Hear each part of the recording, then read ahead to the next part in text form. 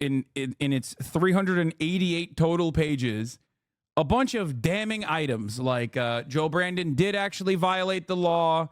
He did actually retain and disclose classified information to people without a top secret security clearance. He was not supposed to do that. And but also he did cooperate with the authorities immediately, and therefore maybe he's not super guilty of it, and it would be hard to convict. Now, of course, that wasn't the only reason why he thought it was Brandon would be hard to convict. He also very clearly, under no uncertain terms, said that it would be hard because a jury would absolutely look for reasonable doubt because he would come across as an old, senile man with a kind heart. Now that's, and with memory issues. And part of the reason why he made this assessment, even though it's not technically a professional assessment, the only professional assessment here is like whether this is easy to prosecute or not type situation, right? Because he's saying this is how a jury would think, which makes sense. He said this is how a jury would think, which makes sense because, like, it's obviously not a major crime. It's obviously not like the worst crime of all time.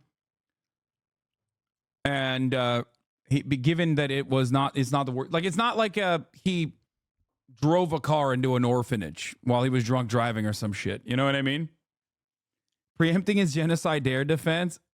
Interesting take, maybe. But of course, liberals got very mad, big mad about this, and they were like, "This prosecutor is so fucking one-sided. He's phony. He's compromised. You know, he's got Mickey Mouse rings." That's what they said. President Biden angry and defiant. My memory is fine. In a hastily called evening news conference. I mean, let's keep it $150. I love yelling at random shitters. Okay, and I think more people should do that. So it's very cool that Brandon literally did that. He went, he wanted to steal Tucker Carlson and Vladdy Pooh's thunder, and he went live, and he just unloaded on a gaggle of press. I have to pee while he does that now. The president responding directly to special counsel Robert Hur's report on his handling of classified documents. Mr. President, on the document! That included a blistering assessment of the 81-year-old's age and what the report called his diminished faculties in advancing age. The president slamming Hur's assessment that he did not remember when his son Beau died. How in the hell dare he raise that? I don't need anyone. I don't need anyone to remind me when he passed away. The remarks coming hours after the special counsel said our investigation uncovered evidence that President Biden willfully retained and disclosed classified materials after his vice presidency, but said no criminal charges are warranted in this matter, adding that a jury would likely see the president as a sympathetic, well-meaning and elderly man with a poor memory.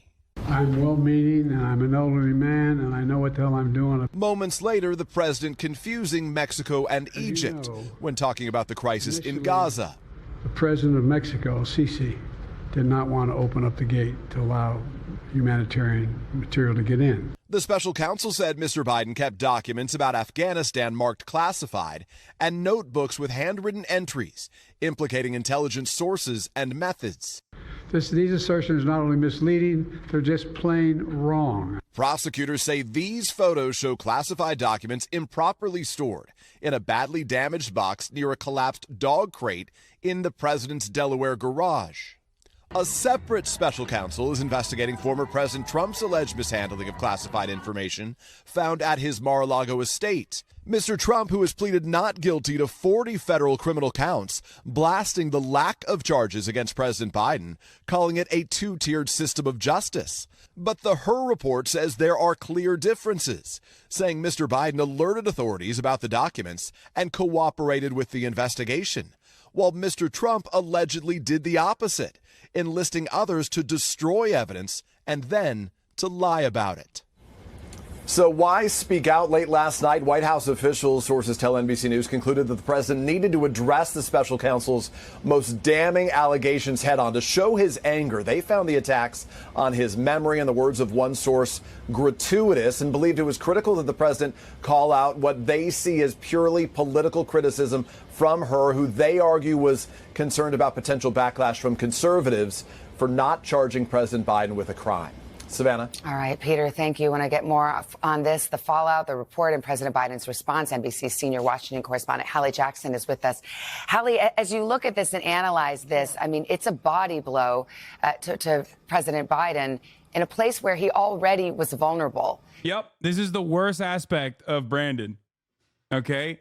Like, other than from the way that, like, I guess the actual voters in the United States of America care about. Obviously, the worst thing that Biden has done is completely allow genocide to continue and fund and facilitate it, obviously. But voters don't care about that, or at least likely voters don't care about that for the most part. They're old, they're rich, and they've been fed a healthy diet of pro-Israel propaganda their entire lives. However, the one thing that voters do recognize is the fact that Joseph Robinette Brandon is fucking old.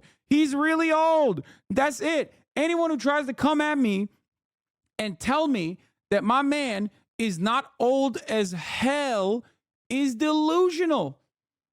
Okay? It's crazy. Voters are going to remember. He cannot remember his own son's death. I think like that part he neutralized, I guess, to a certain degree. But I just, he's young, but counting from 100 down. Stop hating. Yeah. So I don't know why people basically run this narrative or try to like defend the narrative that Brandon isn't coming across as like old. Or they try to say that it's actually like clips that he gets hit with, and that's the reason why he translates as old on camera, or that he has a stutter, and that's why he said the president of Mexico is El Sisi. Like, that's not... No, he's just old, man. I don't know why you're trying to... You look delusional when you say that. You know what I mean? Oh, y'all are so funny dunking on an 81-year-old man's poor memory. Like you don't use a password manager, lose your phone anywhere from 6 to 30 times a day, and dig the pizza box out of the garbage to check bake time. Okay. I think this might have been a joke, but I don't know. Legitimately, this post is a sign that Biden and the Democratic Party are beyond help. That cope is almost on the exact level as haters and your haters in absolute insanity. Yeah, I don't really know. I assume that might be a joke because like there's no fucking shot that person is like that person is saying that seriously, like comparing it to the president, you know? The man is 15 years older than the average life expectancy when he was born. Yeah, so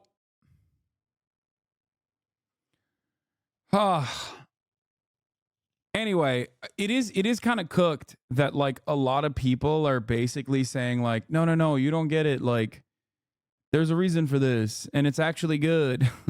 No, you don't get it. Like, Biden is actually, he's old, but so is Trump. Like, no, man, he doesn't translate on camera to be mentally coherent for an extended period of time in the same way that Trump does. That's it. Okay, they're both old. So is Bernie Sanders.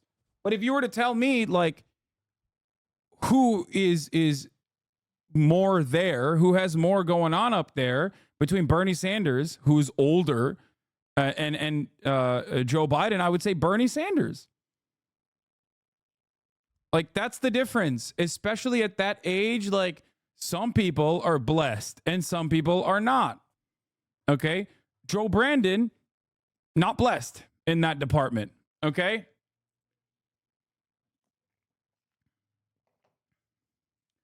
Yeah, Bernie forgets words too, like the word ceasefire, or the word apartheid state, or the word genocide. Those are words that Bernie Sanders has forgotten, possibly because he's old. Okay? It happens. However, having said that was a good take, Chatter. However, having said all of that, this is more of an optics situation, and a lot of Americans care about politics from the perspective of optics. That's it. It's odd that people still refuse to reckon with that reality. Okay? Mike from PA is trying to manipulate the libs. Yeah. Mike from PA, this reeks of desperation. What are you doing, dog? Oh, no. Oh, no. They're going to be in. They're going to recognize that you're this is a fake out. Where are my K-hivers at? Why are none of you telling Biden, that white man, to step aside? He's going to lose the election for Kamala. Respect. We're K-hivers, dude. Oh, Jesus. Do you think his age will affect voter turnout, or do Lubes not care? No, his age will affect voter turnout. Of course it affects voter turnout. Voter turnout is dictated not by like simply the people who always reliably vote, but also all of the other demographics that maybe aren't as likely to vote under different circumstances. A couple of things that always elect voter turnout is whether they like the candidate or not, what his approval ratings look like, or on either side. Like, for example, negative campaigning oftentimes has the capacity to depress voter turnout, right? And there is nothing, I would say, that is more negative than having one really old guy who's like indicted, okay, who has like 100 charges on him for seemingly never being able to stop himself from doing crimes and schemes in general. And then another even older guy who's doing a fucking genocide and doesn't even recognize that that's happening, partially because he's, an ultra-Zionist, sure, but also because he's fucking old and demented. You know what I mean? It sucks. That doesn't really spell a lot of enthusiasm for turnouts, especially from the perspective of like people that don't normally go out and vote in every election. Because for some reason, people, especially in the Democratic Party, I would say, forget that the Democrats are supposed to win your vote and not vice versa. Like, we don't have a moral obligation to vote Democrat, and that like they have to win your vote, and they have to demonstrate why they are worthy of winning your vote again by showing their competence in office. But in our weird duopoly, that's completely cast aside, and people go, excuse me, it's 98% Hitler voting time, and you're going to like it.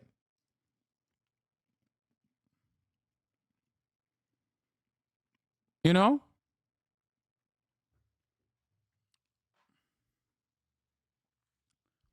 It's so odd that Americans fantasize about how terrible other systems are, other electoral systems are, and then we'll literally be like, if you're not a party loyalist, you're going to get deported, and I'm going to sit here and enjoy the show. It's like, what the fuck? So you just want, you want like Chi-Com style governance then. That's what you want. It's just like, it's team sport. It's also not very different than like the way Trumpers operate in general. So, having said all that, situation looks dire. How damaging do you think this could be?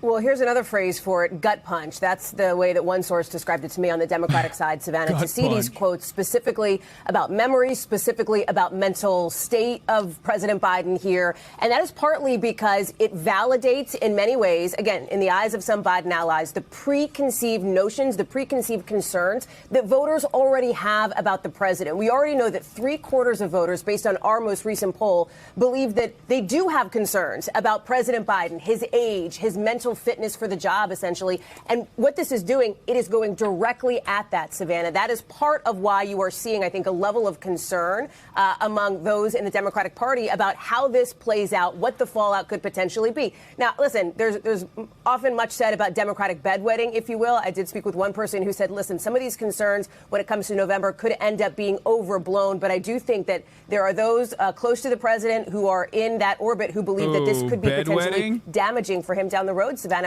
Bad reference there. Okay, I'm sorry. Ooh, not looking too good. You don't want to invoke things that commonly happen to people who lose their mental faculties when talking about Brandon. You know what I mean?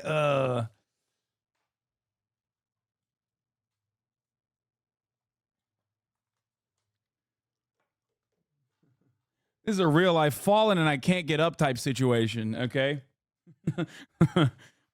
Anyway, do you think this stays in anyone's minds all the way to fall? People forget entire ass wars in a few weeks. Wait, what? The problem isn't that people will remember the Mexico flub or anything like that, or the special prosecutor's report. The problem is that next week, Biden is going to literally do another public appearance, and he is going to have another flub and another one and another one. He's going to forget that at the top of the hour, there's a 3-minute ad break. He's going to be like, look alive, Jack. There's no ad breaks out here. And you don't have to subscribe, but you do. Because for $5 or for free, you can avoid the top of the hour ad break. Okay? So,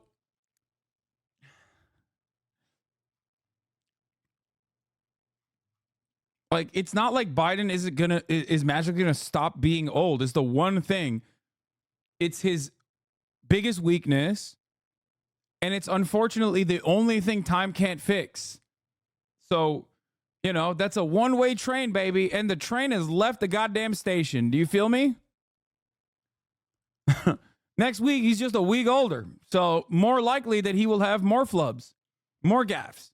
So the idea that this will pass, yeah, they won't remember exactly why they felt like Biden was old from specifically February 8th, 2024, but they will know that Biden is old and he's falling asleep on the wheel. Like, even as it pertains to Israel-Palestine, I brought this up, like the way that he has dealt with the situation from the eyes of the voter. I put my fucking electoral hat on, okay? I put my Mr. DNC analyst hat on for a moment, for those of you to understand a little bit better. If I'm a DNC guy, if I'm a wonk, if I'm a policy guy, if I'm a, let's say, a person tasked with electing Joe Biden, okay? I look at the situation with Israel-Palestine. I look at a lot of the demographics that he is supposed to captivate, okay? And bring forward like the same demos that actually got him over the finish line in the last election, right? I recognize that a lot of young people in America don't have the same approach to Israel no more, right? And I also look at the situation in front of me. Biden looks weak. He looks old. He looks feeble. He looks like he's asleep on the wheel. Okay? And there is no better way to reinforce that narrative over and over again to the public when you have a genuine mismatch in your way of communicating what our most important ally, Israel, is doing in the fucking Middle East, specifically in Gaza. You don't have to be like a woke pro-Palestinian guy to look at the situation where Biden keeps saying, like, look alive, Jack, we're gonna dial it back on Israel. Like, Benjamin Netanyahu, I promise he's gonna dial it back, actually. Like, but also no red lines. But also, I'm going to keep giving you guns, but also don't do that as much. And there will be a two-state solution. And you say that, and then Benjamin Netanyahu, your literal welfare recipient, okay, goes on television and in no uncertain terms, openly says, abso-fucking-lutely not will there not be a two-state solution. We love doing genocide. I'm going to keep genociding the Amalek or whatever the fuck. That makes Biden look bad. It makes him look weak. It makes him look incredibly weak. It reinforces the very same fears that many Americans have. I'm not even kidding. Like, if he was unconditionally in support of Israel without any kind of like, oh, we got to stop. If he was pulling a John Fetterman, at least he would look stronger. You know what I mean? If he was pulling a John Fetterman and going, yeah, no, I love Israel. Shut the fuck up. Israel is the only democracy in the Middle East. I don't give a fuck. Those are Muslim dogs. Sure, obviously, a lot of young people will be like, that's gross and disgusting. But at least to the people that are definitely going to go out and vote, he would look stronger. He would lose all the Dems.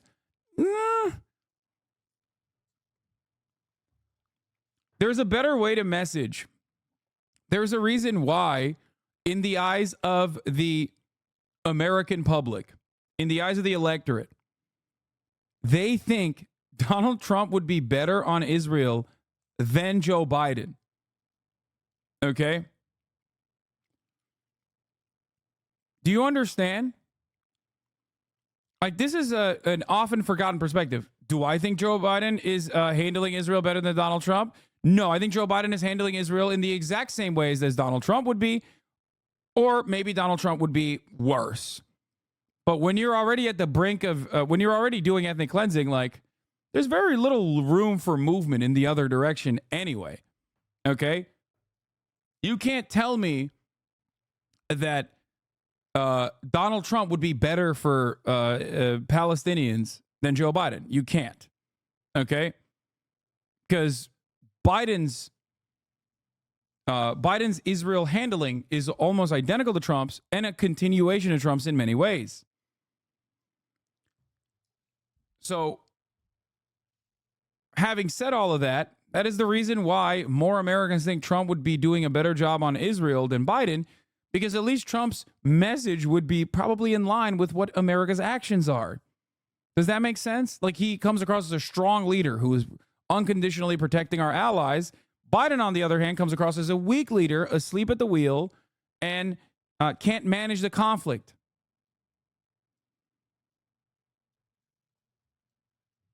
I hope you guys understand what I'm trying to say here, okay? Biden mixes up a county and you still talk about it 24 hours later. Trump mixes up a country and you don't even mention it. That's so funny that you think I didn't mention the Trump mix-up of the country, because I did. I didn't see it while I was streaming. I do love when people say, Hasan, you like want Trump to be elected, because like, I don't make it a secret that I despise the Republican Party, despise conservatism in all forms, and especially Donald Trump as a manifestation of all of those things. But I did mention it. I mentioned it last night. It's a classic mistake. However, Hungarians are not Turks. Anywhere in the world. Yeah, here it is. Viktor Orban. Did anyone ever hear of him? He's probably like one of the strongest leaders anywhere in the world. And he's the leader of... This was in October or something. It just got reposted yesterday. So one thing that you don't understand, though, is that Trump flubs all the time. He gaffes all the time. He's also a gaffe machine. However, the analysis on whether or not a candidate is all there is a purely optics and vibes-based analysis.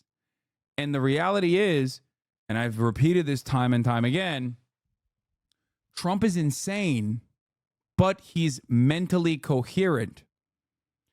Biden tries to present himself as a sane person, but he comes across as incoherent, low energy, and sometimes senile. Okay? It is how charitable you are to that president, how much you are willing to forget. Wait, what?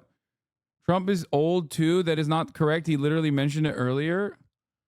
Yeah, Biden doesn't have the same finesse that he used to have. A younger version of Biden would have been able to message correctly around this issue while still supplying bombs to Israel. Yeah. So that's the issue.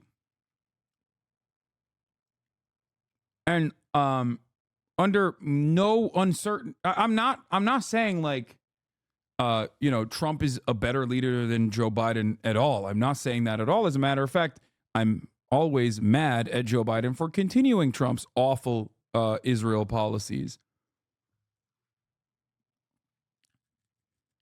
But in the way that like the American voter base analyzes this stuff, vibes play a significant role. Vibes play a big role in the matter, and the vibes are fucked when it comes to Biden. Everybody correctly sees the way Biden looks and acts and talks and says he's old. The way people think about Trump, however, is not that he's old, is that he's despotic. He is a potentially very authoritarian second term that will greatly accelerate America's fascist demise. That is the exact opposite of old. They think he's powerful and scary. And why am I saying this? I'm saying this because that's what the polls show. A big chunk of Americans, including those who are interested in voting for Trump, consistently mark him as a potentially authoritarian leader. That's terrifying. The fact that there are Republicans in the polls that say he's authoritarian and that's why I want to vote for him, and the Democrats say he's authoritarian, means that a lot of people read him as a scary figure, not a senile figure. You don't have to ban everyone that says I'm a tanky immediately. You know, it's hard to message someone as both scary / despotic and senile. Yeah. What do you think his approval rating will be if it was Biden from 20 years ago? Here's a great example of what it would look like. Tell me if you think the Biden that you saw last night in any way, shape, or form resembles the Biden from not that long ago, from 8 years ago, right? I want to show you a different Brandon. A Brandon from 2016. Okay, hold on. I'm going through my likes to try to find this Brandon, and I cannot find it for the life of me. Where is this Brandon? Here, I'm going to find it. Hold on. This is Joe Brandon from, I retweeted it, but it's gone. I think the account that posted it deleted it or something. Oh, never mind. I don't know why it's not showing up in my likes. This is Joe Brandon from just 8 years ago. Now tell me if this is the type of Brandon that would, tell me how you think this Brandon would perform in the polls. You know, if Bernie Sanders never said he was a democratic socialist, based on what he's saying, people wouldn't be calling him a democratic socialist. That's how he characterizes himself in sort of European terms, the democratic socialist parties in Europe. But why is she having trouble? Well, I think that Bernie is speaking to a yearning that is deep and real, and he has credibility on it. And that is the absolute enormous concentration of wealth in a small group of people with the middle class now being able to be shown being left out. There used to be a basic bargain.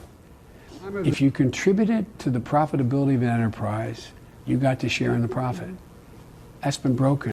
Dog, this ain't in the 90s, okay? This is 2016. When he ran and dropped out. Which, by the way, thanks, Obama. Okay? Turns out, we could have completely avoided a Trump.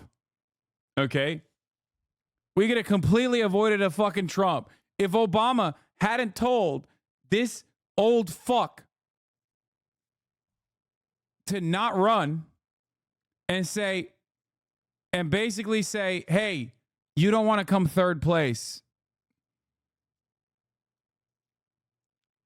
Technically, he didn't run. He gave up because Bo died. Wait, am I misremembering? No, he wanted to run. He wanted to run in 2016, but his son had passed.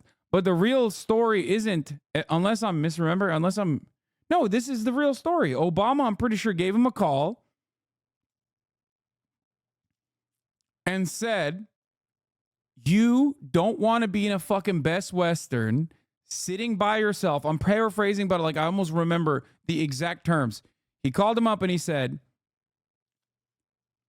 you don't want to be sitting in a Best Western in like fucking Wisconsin or whatever by yourself, coming third place to Bernie Sanders and Hillary Clinton. Yeah. Yep, this is it. New York Times reports. Former President Obama in 2015 pushed former Vice President Joe Biden not to run for president in 2015. I think the real reason why he did not want Joe Brandon to run, of course, was because he most likely just wanted Hillary to not get a split ticket vote situation and then end up losing out to Bernie Sanders.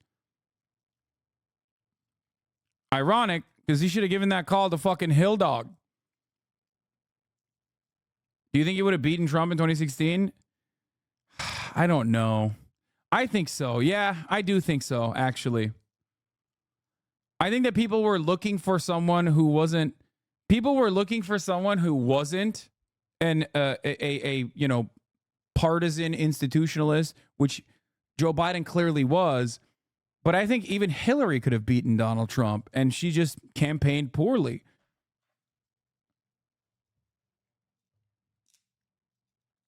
It was so close that he didn't do Benghazi. No, Benghazi is fucking bullshit. They just hated. Everybody fucking hated Hillary Clinton. That's it. Anyway, according to the Times, Obama gently pressed Biden on his 2016 presidential ambitions over several weeks. He then ultimately had a strategist deliver a discouraging assessment of Biden of his odds in the race against the then frontrunner Hillary Clinton. What does it say? Mossad's. The president was not encouraging Biden, later said, according to the New York Times. Obama believed at the time Clinton, who would become the Democratic presidential nominee and lose to President Trump in the general election, had the best chance to win, according to the Times. Obama also didn't think Biden was in the right state of mind to campaign for president. Wait, where's that line? He didn't fucking put it.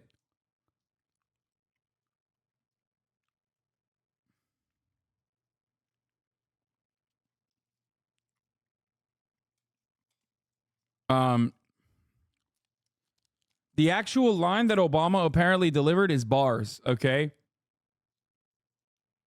The actual line that Barack Obama delivered to Joe Biden is straight bars. I've talked about it before, where he's like, you don't want to be third place sitting in a fucking hotel by yourself, okay?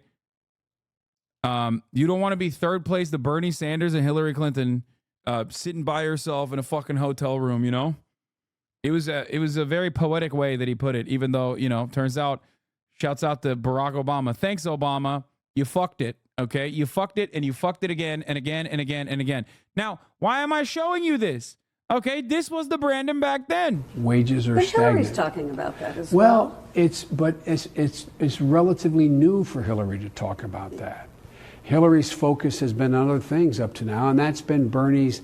No one questions Bernie's authenticity on those issues.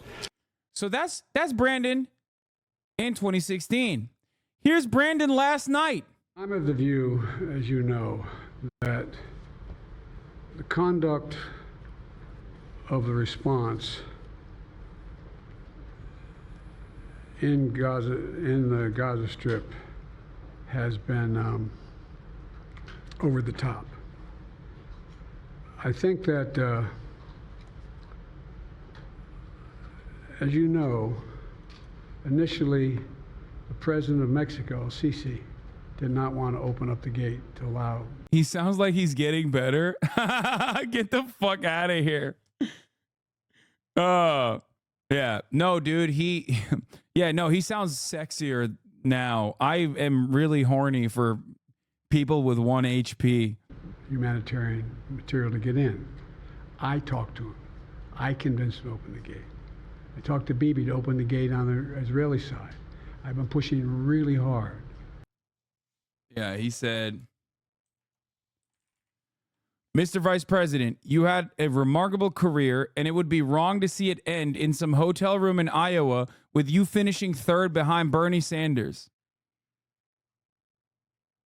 That's what he told Joe Brandon, to not fucking run. That wasn't Obama, by the way. It was an Obama advisor. Sorry, it wasn't Obama. Obama said other things, but Obama also urged him not to run. But an Obama advisor said those words, I guess, directly. So, man, Obama really hated everyone around him, huh?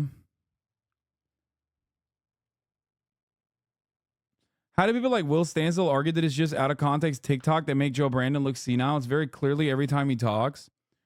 They want a job. I think a lot of people want a job, or they just like love being celebrated by people that they care about, like Matty Iglesias or whatever, who do actually have jobs. It's just Twitter shit, dog. A lot of people are just like, a lot of people are just desperate for some kind of like attention and kinship. You know, we're all fucking lonely. We're alienated from our labor. We're isolated. And we sit around and we write stuff and we want people to like us and celebrate us.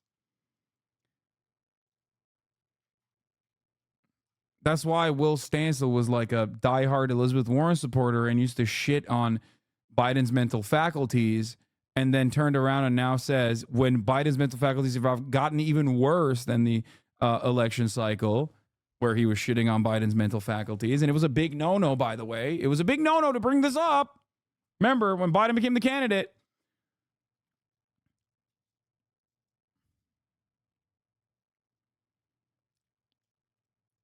And remember, like, the president has... How do you know you are not in that situation? What do you mean? How do I know what? How do I know that Biden is not all there? I mean, I see it. I see it with my own two eyes. Like, I don't have to understand. Like, my grandmother had Alzheimer's. I didn't have to literally be her to understand that she had Alzheimer's. Like, do you think doctors, for example, lonely, sad, and want to be recognized? Oh, well, I mean, you're playing into it right now, chatter. You're doing exactly what I just mentioned. But also, that's my assessment. It might be wrong, but I think that that's where it comes from. I don't know if you know this, but I'm a political commentator, and in a lot of instances, like, I am, of course, going to speculate. I assume that Will Stansel did not have, like, a genuine change of heart about a person who has become even more senile than, like, 4 years ago when he was calling them senile, right? I think it's probably another reason. And a lot of people, I think, are motivated by a sense of, like, being recognized. Yeah.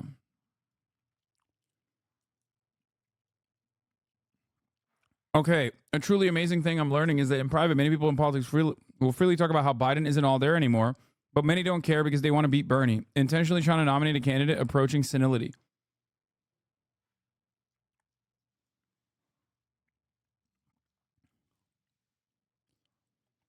What is this? This is such an insane climax of all the years of DC Dems ignoring how fucking old he is, Lemafayao. I can't believe it. Yeah. I don't know why you sent me this. Is this your tweet? Because I don't know what the stage 5 means here. What is this? I feel like this gave my brain a stroke. It's an album meme. No way Hasan will get it. A caretaker meme?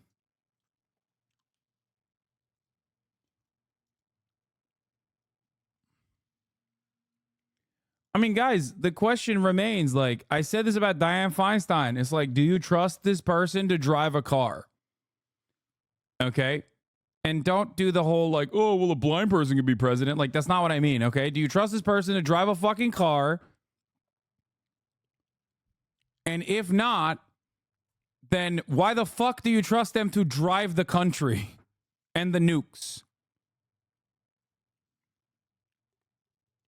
It's an album about Alzheimer's.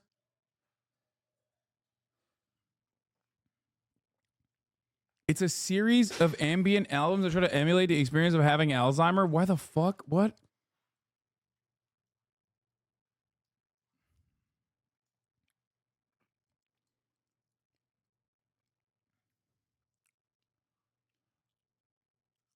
The health of California Senator Dianne Feinstein. The 89-year-old Democrat recently returned to Capitol Hill in a 3-month absence due to a bout of shingles. Her office confirms that she's dealing with some serious complications. What do you mean? She looks perfectly fine.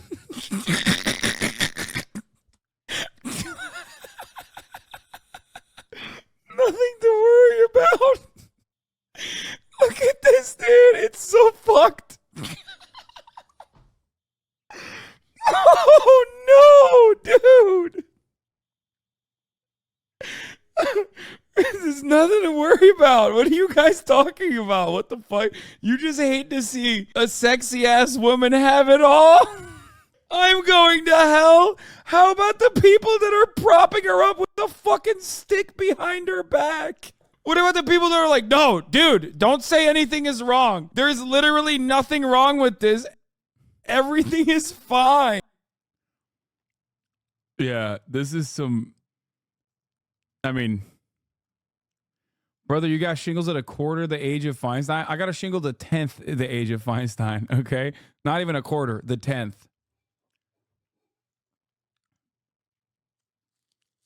I should have thought she was dead already. Well, she is dead now. She died shortly after this. Compared to our very healthy president 4 years ago, dude, listen, that's normal, okay? Who amongst us does not have, like... Who amongst us doesn't just start fucking bleeding out of their eye? Like... something like biblical is happening, okay? Oh, Jesus Christ. What the fuck are we doing? I think it's obviously shitty. I think it's obviously shitty that, you know, Brandon is a corpse. I think it's also even shittier that, like, a lot of Democrats are just basically trying to delude themselves into believing that he's not or something. Or they think that... Or maybe they think that, like, other people, if you say it long enough, like, other people who can, like, very clearly see it with their own two eyes will now change their opinion on it or something. You know? I feel like, listen, I'm sorry. I feel like the way that the Democrats are approaching the subject matter is basically like Will Neff when he talks about fucking the Jets, okay? Like, he knows that the Jets are not going to win, but he wants to believe.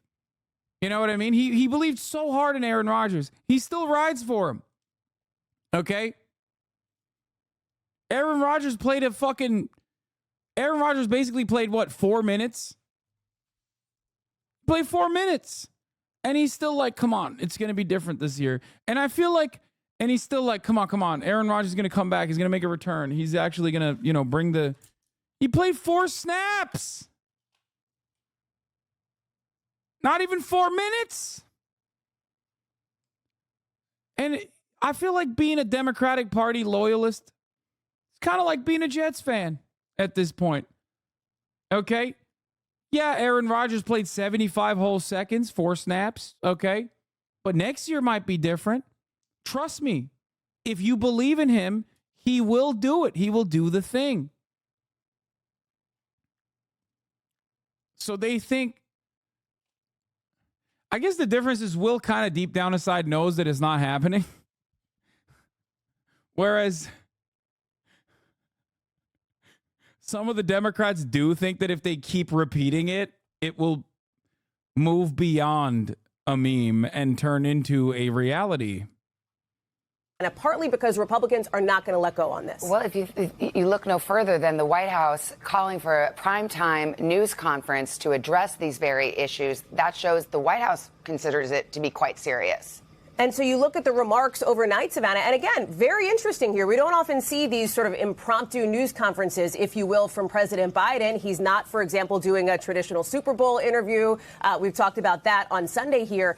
Part of this, right, is, depending on how you see it, gives a sense of how you take away from the remarks, right? And by that, I mean this. Democrats will look at this and say, listen, he was emotional. He really forcefully responded to what Republicans have seized on, which is the idea that he forgot about when his own son died. You saw the president get choked up about that. You saw the president really respond there. At the same time, and this is something that those on the other side of the aisle are pointing to, he confused Mexico and Egypt when he came back to the podium, by the way, after almost walking away.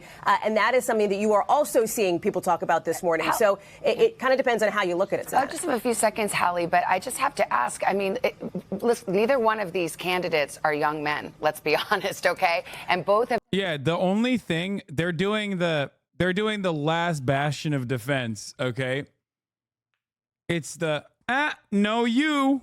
Okay, that's what the Democrats are resorting to because they have nothing else. That's it. That's what they're doing, and like. Obviously, I mean, look, Brian Tyler Cohen is doing it here.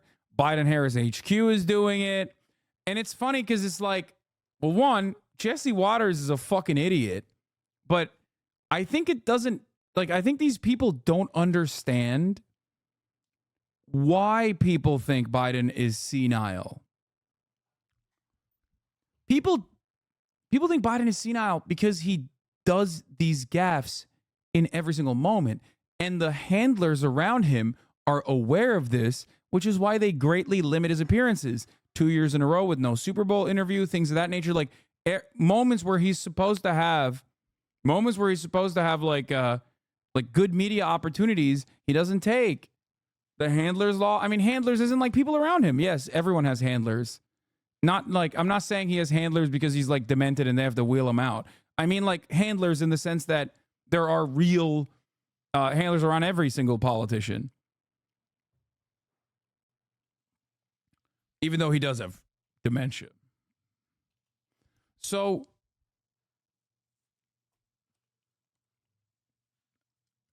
yeah, AIDS. Exactly. So, it doesn't make sense to try to be like, well, Trump is also senile too. Because, like, no matter what happens, you put both of those guys side by side. Trump, while he does say insane things on a regular basis, comes across as not senile. He comes across as not anywhere near as senile as Brandon does.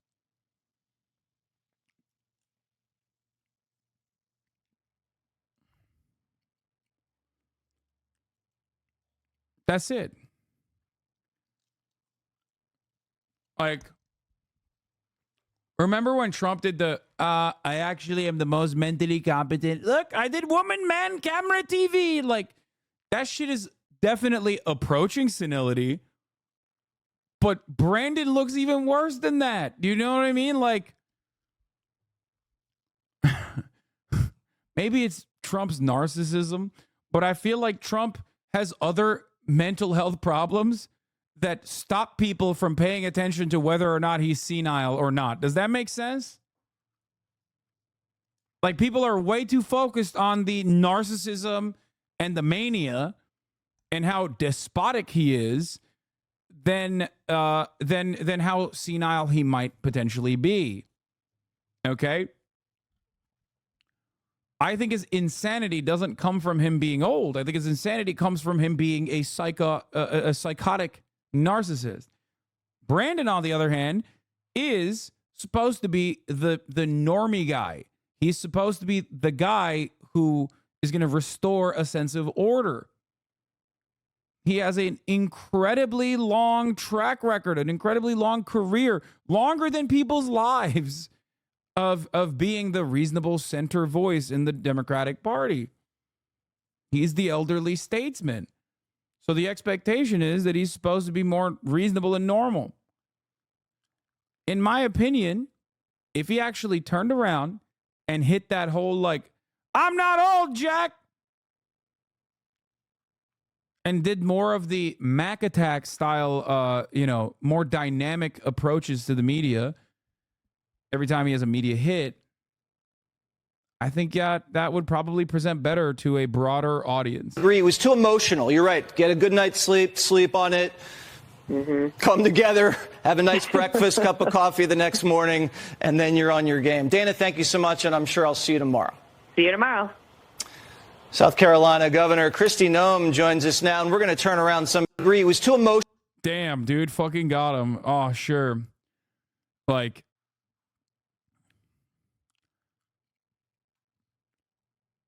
he should lean into the senile talk? No, they should pump him full of whatever kind of fucking adrenochrome they have in stock and just wheel him out there to fucking freak out on people, okay? Because, like, at least if he freaks out on people, he looks more dynamic. He looks like he's alive, okay? Because right now he's like, he always is like does the like old man thing where he's like looking down in his notes and he's like quiet. And I always feel like he just looks fragile, okay? Anytime I see this motherfucker on a podium, he always looks fragile as hell, like a light breeze is going to take him out. That's not a good look. The president is not projecting strength, folks. I personally don't give a shit, okay? Because guess what?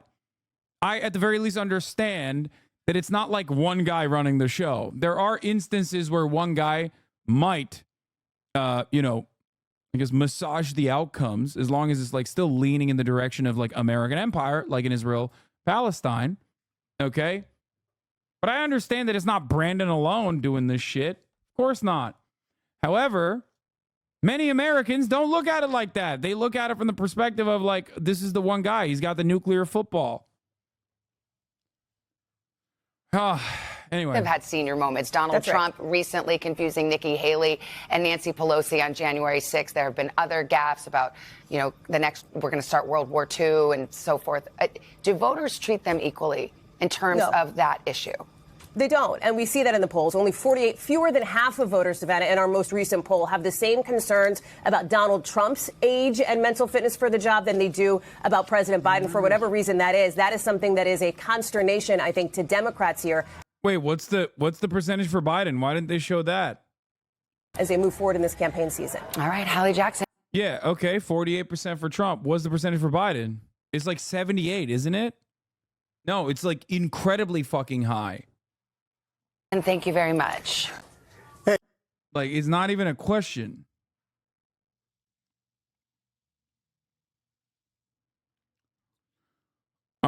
Here, there were some interesting moments in the sea of senility, of course. Obviously, like I said, I think he did better. Let's talk. I think Brandon performed better than you would expect. Okay? That doesn't mean that he did phenomenally well.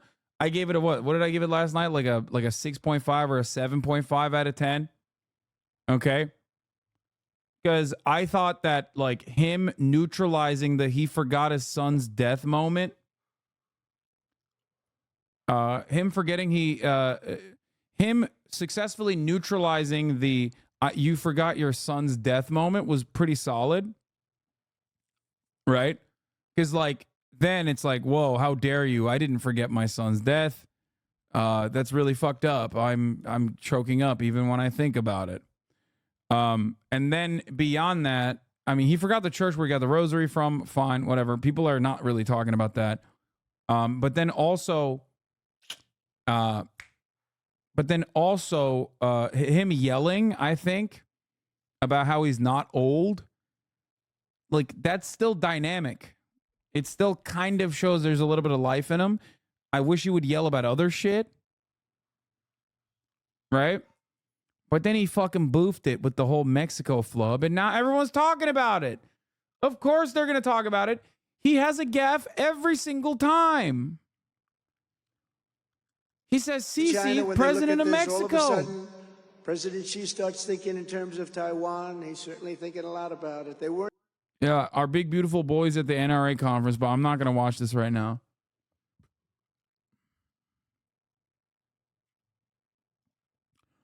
Do you think this tips the election odds at all? Guys, it's not a one-stop situation. What are we talking about? No, this is not going to tip the election. This is just yet another C of L's that will hurt his reelection campaign, though. About Democrats' reaction to Joe Biden. Anyway, Claire McCaskill saying what the special counsel did was clearly political. Look, the Justice Department has a lot of guys like her, okay? The dude who wrote the special prosecutor that was appointed by Merrick Garland, okay? These guys are very similar. I would say like her is he's very similar to not Jim Comey, the other guy. What was his name? The fucking Obama era guy who's like obviously right wing that everyone wanted to fuck. Robert, whatever the other guy, Robert Mueller. I can't believe I forgot his name. So there are a lot of dudes that have worked in the FBI, worked in these kinds of specific prosecutions that are definitely right wing, but also love the law. You know what I mean? Who wanted to fuck Mueller? Are you kidding me? So many goddamn libtards had lost their minds and they were like, oh, I want to fucking clap his cheeks. I want to get my cheeks clapped by him. So there are a lot of dudes who are. There are a lot of dudes. No, Jim Comey too. Jim Comey and Robert Mueller are like, in that same vein, who are definitely right wing, openly so. But while they're definitely right wing, they also care about the law a lot. Like they're institutionalists, right? And I think her is exactly that same kind of dude. He's right wing, but he got appointed for this matter because Merrick Garland thought he would do an honest job so that you could just like destroy any kind of doubt that this is a one-sided affair or that this is like in any way, shape, or form going to be perceived as biased. So I don't believe that like his like the way he wrote that report was over the top or in any way, shape, or form like openly too anti-Biden or anything like that. Okay. But that's what the MSNBC line is. Biden and the special counsel report yesterday and the press conference last night. What is the impact of yesterday on the Biden presidency? Well, I think what I'm hearing is there is an acknowledgement that this special counsel went outside the lines. There was no need for him to bring in some of the things he put in the report. Frankly, trying to say that the reason a jury wouldn't convict him is because he's elderly and didn't mean to do it or whatever is silly. A jury wouldn't convict him because he cooperated and immediately wanted to give over the documents, wanted to give them everything, and never tried to mislead them, never tried to hide the documents, never did the stuff that the guy with the orange face down at the golf club did with the... Oh, God, Claire McCaskill, I hate her so much. I think he definitely knew what he was doing, saying he's too senile to prosecute. That gets them so much more traction than trying to press charges.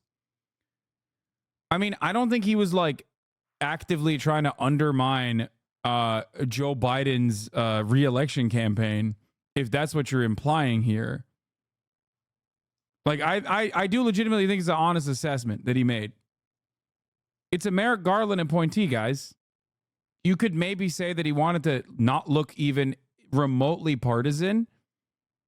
Okay? And that's why he went extra hard. But you can't say that he was like, deliberately trying to fuck Biden over. I don't agree with that. I think, I mean, here, this is like these guys, you can look at their chat, you can look at their track record. Okay? You can look at their fucking track record. These aren't like, this isn't a guy that just came out of nowhere. You know what I mean? You can look at their track record, you can look at their history, you can look at their prosecutorial history, and like which way they've deliberated here. This is Ryan J. Riley, okay, NBC News justice reporter. He said, people can disagree with Robert Hur's language in the report, but it's tough to argue in good faith he's just a partisan hack. Here he is in the middle of Trump's first impeachment trial, speaking about the case against a would-be domestic terrorist who targeted Trump's enemies. U.S. Attorney Robert Hur, who was in court for sentencing today, says Christopher Hasan crossed the line into racist and violent action. Mr. Hasan held racist and hateful views, and he spoke racist and hateful speech. But Mr. Hasan crossed the line between racist thoughts and racist speech. He crossed the line into racist and violent action. And at that point, when people are preparing to take violent steps, that is when law enforcement needs to step in before harm is done and before lives. Jeffrey Berman also wrote in his book about how Robert Hur wouldn't adopt a bullshit investigation into John Kerry. The Hur report also completely guts the ridiculous comparisons between the Trump and Biden situation, pointing how much worse Trump's alleged conduct was than Biden's. That's not something a partisan hack does, even if you disagree with his language elsewhere in the report. That's it. This is very important for you to understand, because he also very openly said, like, listen, this is not as bad as a case as like the Trump situation, right? Because there's like very clear-cut evidence for obstruction of justice, like deliberately retaining classified information and routinely lying to the authorities and obstructing justice, trying to get other people to also obstruct justice, lying to your fucking lawyers. Like, there's a shit ton there that is there's more to prosecute there with the Trump case. If he's a partisan hack, he doesn't have to mention any of that. That's a different case. Why would he mention this? When you are the first special counsel in history not to indict anybody, there's pressure to criticize and to make, statements that maybe in otherwise you wouldn't make. Ian Sams, a spokesperson for the White House counsel's office, told reporters at the White House on Friday that while the office agrees that the report is gratuitous, he believes Hur may have also felt pressure to take shots at Biden to make up for not indicting him. Do you remember what I just said earlier? In order to make sure that there is no doubt that this guy is not like pro-Biden in any capacity, you might have said he maybe seasoned it up a little bit, okay? But you can't say he's a partisan fucking hack. He is the classic right-wing fucking, like, inherently right-wing prosecutor, because you have to be right-wing if you're a fucking prosecutor, let's be real, okay? He's a classic right-wing guy who cares about the law. He's a law autist, okay? He's just like, is quite typical. Little baby's sleeping.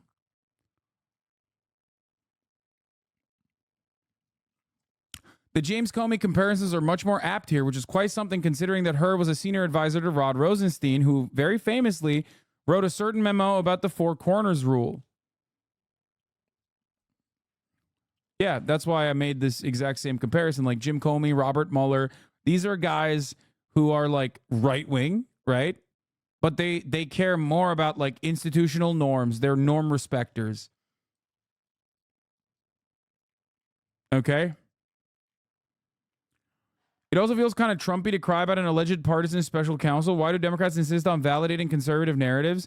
Well, it's also funny because like they're crying about it, but they're crying about it in a way that like doesn't really make sense because he chose not to prosecute him. Like if he was fucking, guys, if we're talking this guy's a partisan hack, he's prosecuting not Donald Trump, he's prosecuting Joe Biden. He's got him. He's taking that shit to court. Why wouldn't he?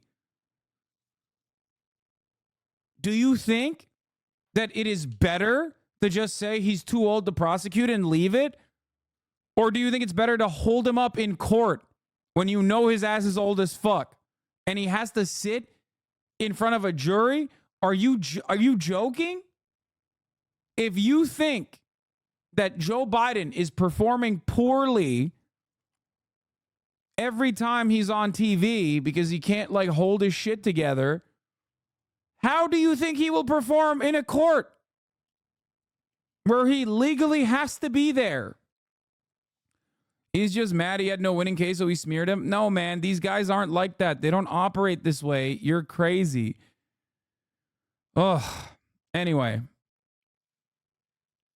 Yeah, but the optics aren't good and plays into the right-wing narrative that he's somehow weaponizing his Justice Department. Wait, what?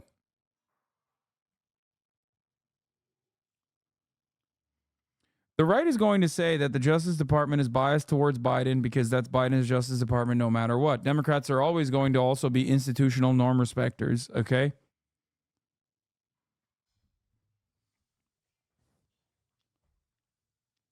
He literally said a jury would look for reasonable doubt because he comes across as an old man with memory issues, and not just because of his testimony on October 8th, but because of his other testimony, or rather his other crime in 2017, where he voluntarily revealed top secret information to a fucking ghostwriter.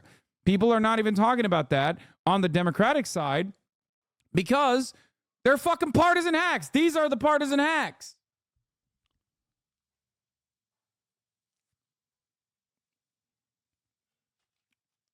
You're overlooking the substance of the report. The reason he wouldn't take Joe to court is because Joe behaved differently.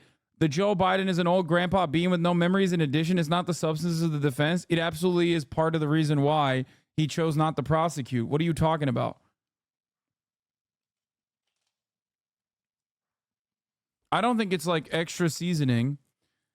He already has to write a fucking report on why he's not going to prosecute. He was brought in as a special prosecutor. Why isn't this the regular DOJ counsel prosecuting their own president? Because there's a conflict of interest. So in order to destroy conflict of interest, okay, they hire a special prosecutor. They bring a special prosecutor to do this outside. That's why he had to write a report. And if his assessment is that this is not a good enough case to prosecute, he has to fucking tell you exactly why. And that makes sense. It makes sense that he explained it under no uncertain terms. The documents that he took, they weren't taken on purpose. I think Trump's were. That will remain to be seen if the evidence shows that. But clearly there were efforts to hide them afterwards. That wasn't TYT nepotism baby crying about liberals Jover. The legal term is president, not norm. Wait, what? The case with Biden. That's why a jury wouldn't convict him. It has nothing to do with how old he is or whether or not he has gaffes. So I think most Democrats are angry that this special counsel did what he did, which was clearly political. Yeah, Walter Isaacson, your reaction to what you saw last night? Well, I do think that the senator is correct, but what happened in that report is it played into a narrative that a lot of people worry about, which is that President Biden isn't as sharp, and it's hurting his candidacy. And you see more than 60% of the people saying he's too old. So that narrative, like all narratives, is overblown. It's filled with some things that people have crammed into it. But like all narratives, that's crazy that they're fucking desperately trying to be like, they're wish casting Biden's very visible age. It's not one of those things that you can wish cast, man. You can't. Guys, this is perhaps one of the only things that you simply can't talk away because it is visible. Okay? That's crazy. It's so weird. They're trying to do the don't believe your lying eyes. It's like, dog, fucking 80% of voters believe it. That doesn't happen because everyone is lying about it, okay? It happens because he's 81 years old. You cannot gaslight away this. You can't girl boss this. You can't gaslight this. And the worst is, time won't fix it either. Time is the one thing that makes this worse.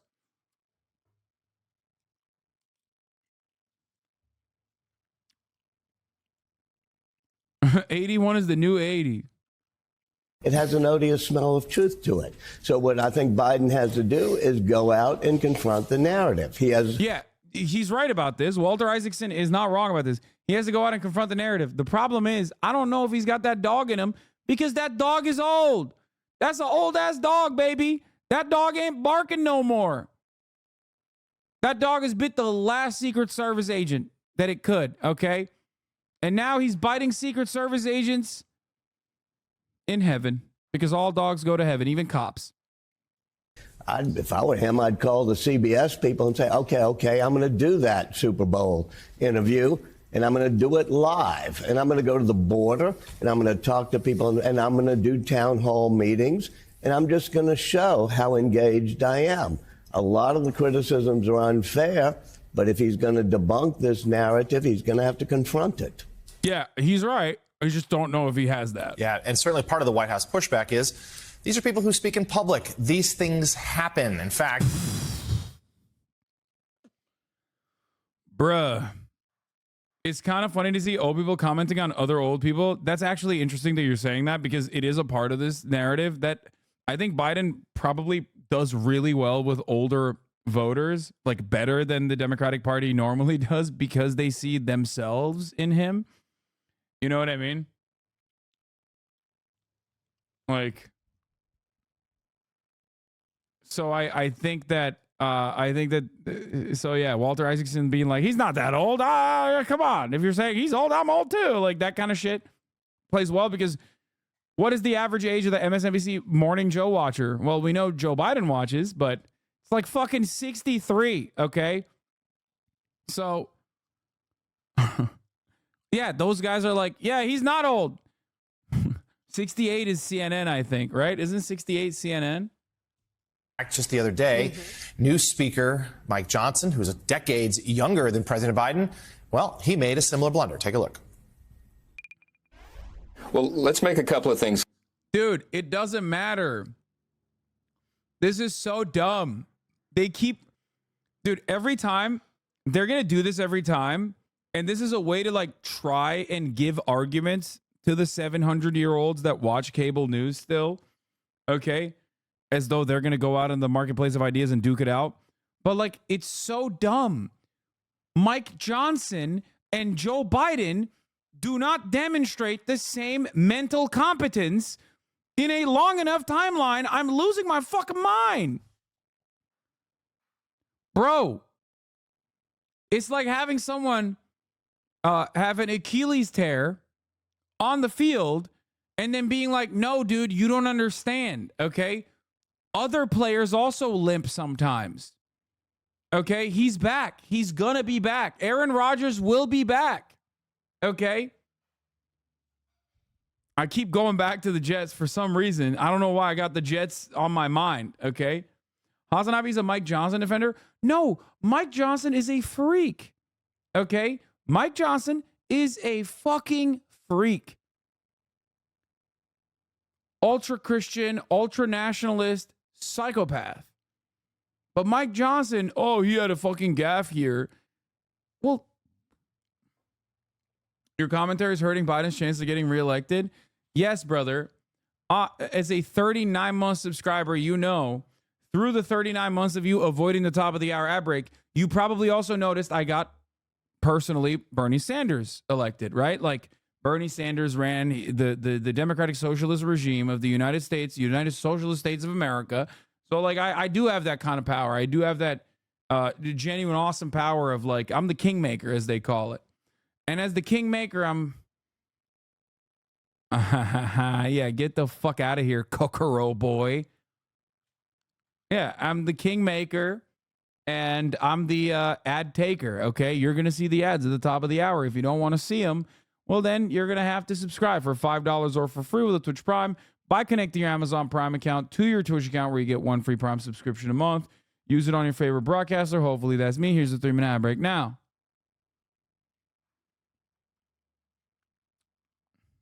It's clear here, Kristen. You know, we passed the support for Iran. That was a perfect parry, by the way. Many months ago, 3 months ago, immediately after I became speaker, we sent the necessary resources there. The speaker there confused. Like, what's the goal here? Do you think anyone is going to be like, no, seriously, do you think anyone's going to be like, yeah, actually, Mike Johnson, who is 52 years old, okay, is like demonstrating the same level of mental competence as Joe Biden? Really? Like, people are going to look at this guy who's 52 fucking years old and go, yeah, even a 52-year-old flubs sometimes, just like an 82-year-old? Is that what you think? Is that what you think people are going to say when they watch this? You have to be insane. Bro, this is literally... this is a funny tweet. This feels, okay? It feels like if Joe Biden was like having a brain leak moment, okay? If his like brain started leaking out of his ear or some shit, or if he started like foaming out of the mouth and in a press briefing, they'd be like, "Oh, dude, well, who doesn't have that? Everyone foams out of the mouth sometimes. Look at me. I'm foaming out of the mouth. Oh, I'm foaming out of the mouth right now. Are you going to say, oh, I'm not mentally competent to run for president?" It's like, dude, what are you doing? What the fuck? You sound insane. That's crazy. Using countries' names, it happens. I mean, I can never remember Mike Barnacle's name. Claire, this is, though, as noted, and we certainly a lot of... Biden was first elected the year Johnson was born. Oh, my God. Wait, hold on. Mike Johnson, January 30th, 1972. Joe Biden elected Senator, Delaware year. No shot. Oh, my God. Oh, my God. 1 year after. 1973. 1973. That's close. That's close as hell, dude. That is close as hell.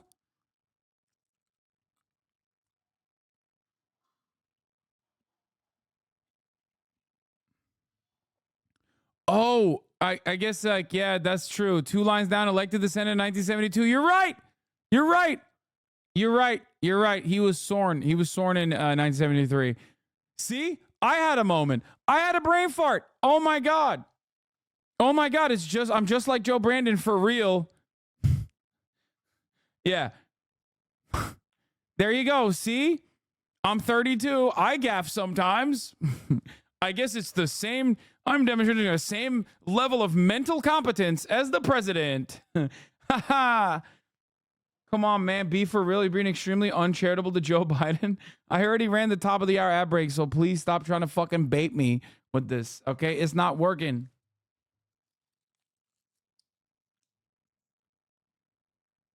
Pushback from the White House and Democrats last night, as you say, believing the special counsel went out of bounds. But this is a narrative that has been out there, and it predates this report.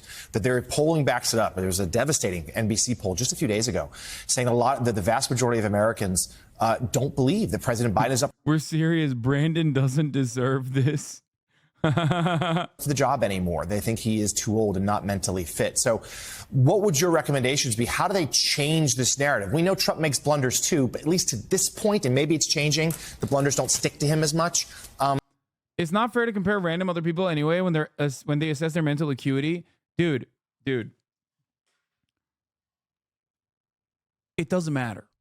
Okay? It's not even like comparing Brandon to Bernie Sanders or Brandon to Trump. None of that matters. It's not even about comparing Brandon to Brandon from 6 years ago, 7 years ago, 8 years ago. It's just look at him. That's it. Because that's all it takes for voters.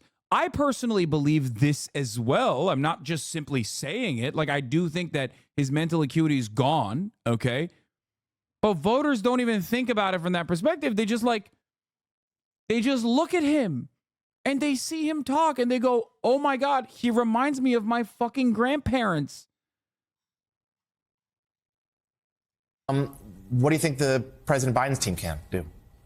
Well, confusing Nancy Pelosi with Nikki Haley is pretty darn bad. They couldn't have two people further apart in terms of who they are and what they represent. So I listen, I think this is going to be a binary choice. I think the country knows, and I hope, I'm more worried about the third party candidates, frankly, than I am anything else. But as long as it's a binary choice. Bro, they roll out this fucking potato every time on MSNBC, specifically to just throw it back to how this is the left's fault, okay? What do you fucking mean? Like, AOC fucking immediately endorsed, Bernie and AOC both endorsed Joe Brandon, okay? There is no, like, there is no contingency that is, like, inside of the party or, like, genuinely a big enough constituency that's, like, trying to tank Joe Biden's chances. This is why I hate this conversation. It literally turns into, well, it seems like you're not sufficiently pro-Brandon enough. Okay? It seems to me like, Sweaty, you are not sufficiently pro-Brandon. Why are we even having this conversation? Cenk is obviously going to get the nomination. Exactly. Like, it's like people that fucking take what I say seriously when I'm like, don't care, still voting for Cenk.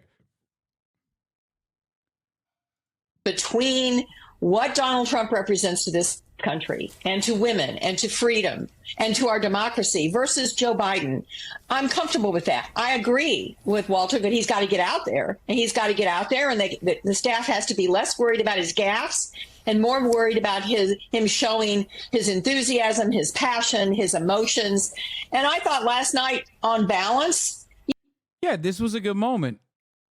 This was a good moment for sure. And I think he should be doing more of this, okay? Wait, why is there no audio in this? It's president. Oh, here it is. How bad is your memory? And can you continue as president?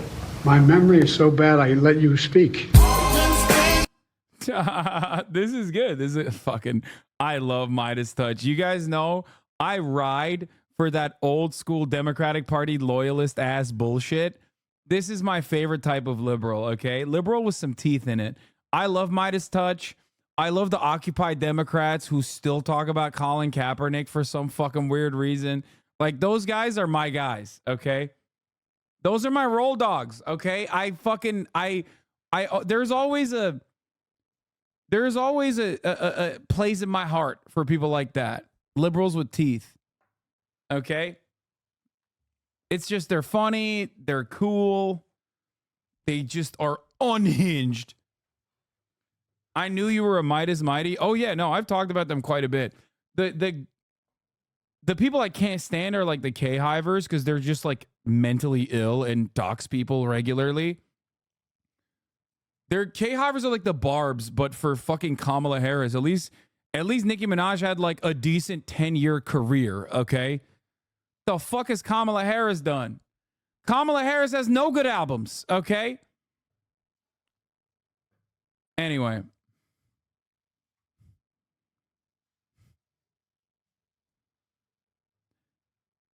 Can we get a run bag of the K-Hive punching rocks? Yeah.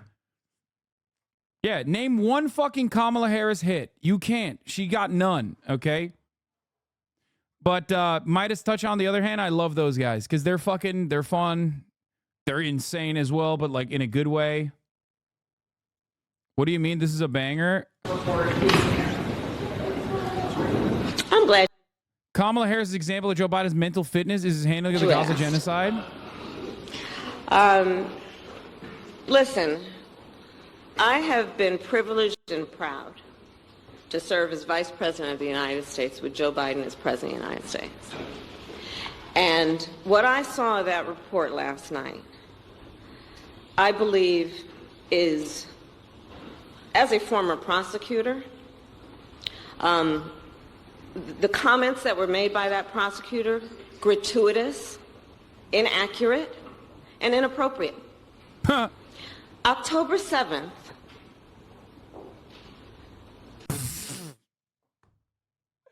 Bro, this is literally Lois Griffin 9/11. Yo! She just did it with the same cadence. Come on, dude. Oh my God. No way, dude. That's okay. Come on. Tell me. Try giving short, simple answers. Mrs. Griffin, what do you plan to do about crime in our city? A lot. Because that's what Jesus. Okay. Here. 9/11 was bad. I agree with that. What are your plans for cleaning up our environment? 9/11. Bro, look at this. Look at the way she hit And this. inappropriate. October 7th.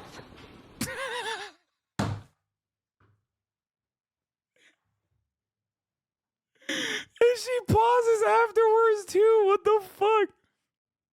Guys, remember, October 7th, which in many ways is a lot like 9/11 times 100.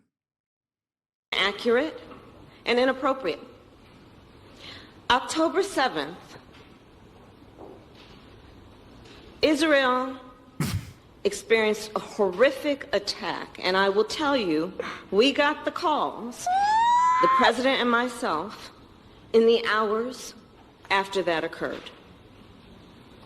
It was an intense moment for the commander-in-chief of the United States of America, and I... Yeah, you know who the real victims were on October 7th? Joe Biden, okay? Good line. I like that. We should pack that up and run with it. This will surely make people think that Joe Biden isn't fucking asleep on the wheel, okay? Yeah, no. Guys, no, it wasn't the civilians, okay? It wasn't the civilians. It wasn't anybody. It was just Joe Biden. Joe Biden is the real victim of October 7th. I was in almost every meeting with the president in the hours and days that followed. Countless hours with the Secretary of Defense, the Secretary of State, the heads of our intelligence community, and the president was in front of and on top of it all, asking questions and requiring that America's military and intelligence community and diplomatic community would figure out and know how many people. Okay, but like October 7th wasn't happening in like, I don't know, in all of the other instances. Like people didn't just hear about the special report and go, oh my God, I can't believe how old Joe Biden is. Okay.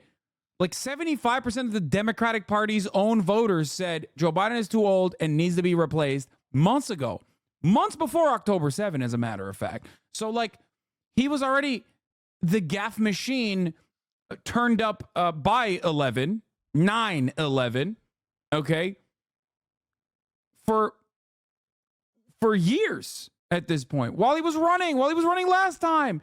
It is what we knew of Joe Biden. It is why there was talks about him being a one-term candidate. And then what did he do? Instead of propping up Kamala Harris, that's why I'm actually squashing my beef with the K-Hivers, because you might think that Kamala Harris is a black hole of charisma. You might think that she is barred out all the time in public, and that's why she slurs her words. I, on the other hand, also believe all those things, but I think it's her time. Okay? I think it is her time. And what the Brandon regime did to this loyalist, okay, makes the Trotsky ice pick situation look good in comparison. Okay? They sent her out on the worst duties possible. They sent her out personally to do cleanup on aisle 5. Okay? Why did they do that? If Brandon was going to be a one-term president, why did they take my barred out queen out to the fucking Philippine Islands to look at coconuts? Why? Why did they make her go out and look at the wheels on the bus and how they go round and round? They should have propped her up. Okay? They should have, but they didn't, because they don't want a woman to thrive. People were dead. How many are Americans? How many hostages? Is the situation stable? He was in front of it all, coordinating and directing leaders who are in charge of America's national security, not to mention our allies around the globe. For days, and up until now, months. So the way that the president's demeanor in that report was characterized could not be more wrong on the facts and clearly politically motivated, gratuitous. And so I will say that when it comes to the role and responsibility of a prosecutor in a situation like that, we should expect that there would be a higher level of integrity than what we saw. Thank you. Thank you for the question.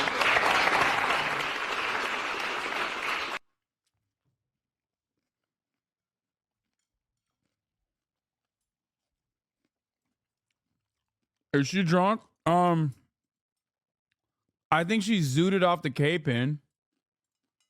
I don't know what she does. I don't know. I just assume it's like a classic suburban white lady drug that I suspect she's like eating. Whatever, mothers in the suburbs do to make the banality of existence seemingly a little bit more easy to deal with.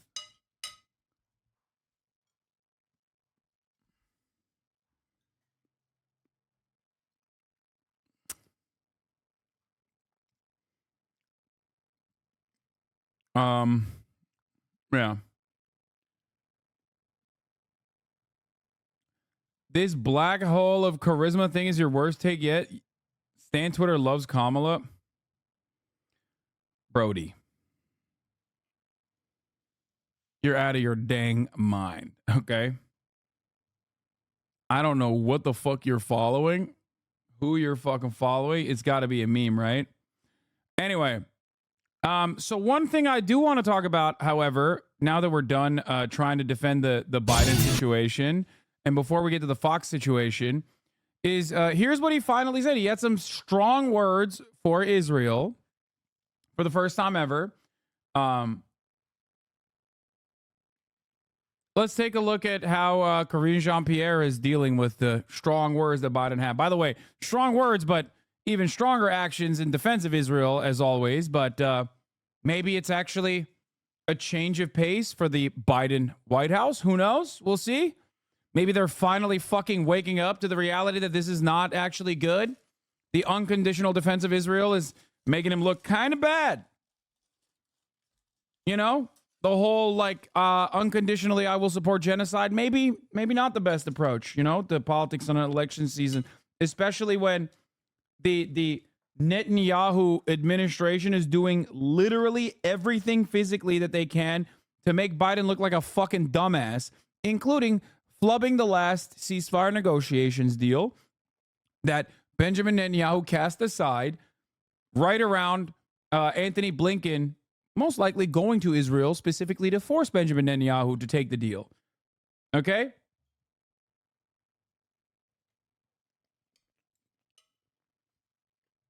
Okay, Elmer. Excuse me. Two questions just following up on comments that the president made last night. President Biden called the military operations in Gaza over the top. And this comes after the White House has pretty consistently defended Israel's conduct. What's changed, and what exactly did the president mean by over the top? Yeah, so first of all, I would say nothing has changed. His position hasn't changed. I don't think his messaging has changed. What? We don't think his messaging has changed. He doesn't believe his messaging has changed. This isn't something... What? How? What do you mean? It definitely has. It certainly has. What do you mean? Whoa, hold on. Brandon has not had like a single moment where he's literally been like, no, Israel's gone too far. I don't think he has. Has he? Maybe I don't remember. I'm not trusting Jean-Pierre here. I'm asking you guys. Maybe you guys remember. But it's always like Israel has a right to defend itself and babies are being beheaded type shit. That's the type of shit he's on, you know?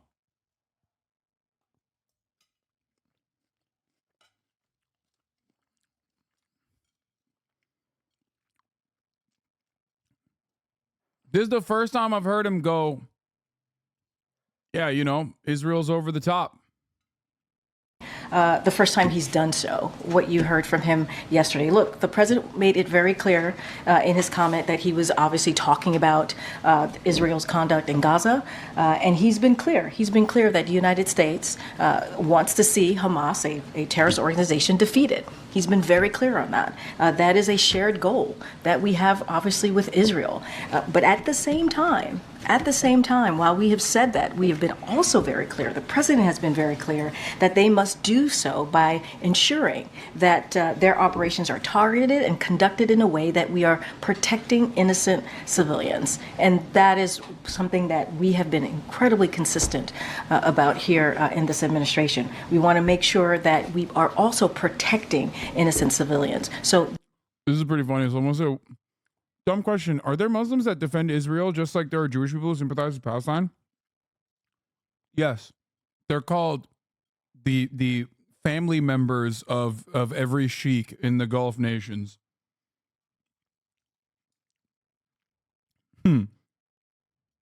Saudi Arabia. that is what the president was speaking to yesterday. He was asked obviously a direct question, and he answered that.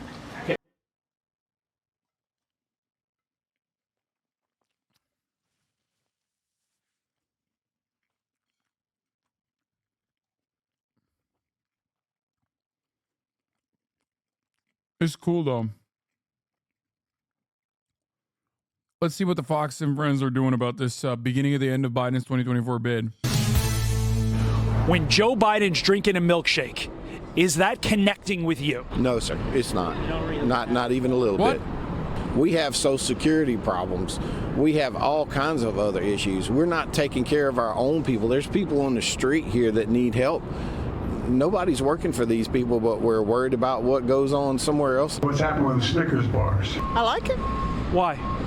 Because when people eat together, they get to know each other. Thanks, everybody. By the way, this stuff is good. You should have taken me up on it. We've got homeless problems where I live in Portland, Oregon. I've got open borders, a lot of things about the economy that could be better. We didn't vote for a president because... I love that they were like, let's find the most New York guy ever, and the dude had a Missouri accent. Like, I don't like it. I don't care. I don't give a damn about milkshakes unless I'm tending my cows. Okay? Because of his milkshake policies. I got what we call home black and white. No ice cream, chocolate syrup. There's two different campaign strategies here in the state, apparently. Donald Trump, big rallies, Joe Biden, drinking milkshakes at cafes. If you were voting in the States, which one would resonate more with you? Trump. 100%. Because he's more for the people, he's more for us, rather than putting money in his own pocket. That's so funny. Hello? That's right. I voted for Brexit. What? You fucking got a problem with that? I think Trump is a good one. I want to give my fanny to him. Remember when he said, grab him by the pussy? I thought, it's making my fanny flutter. I like it. After all, I want to fuck Boris Johnson. I'm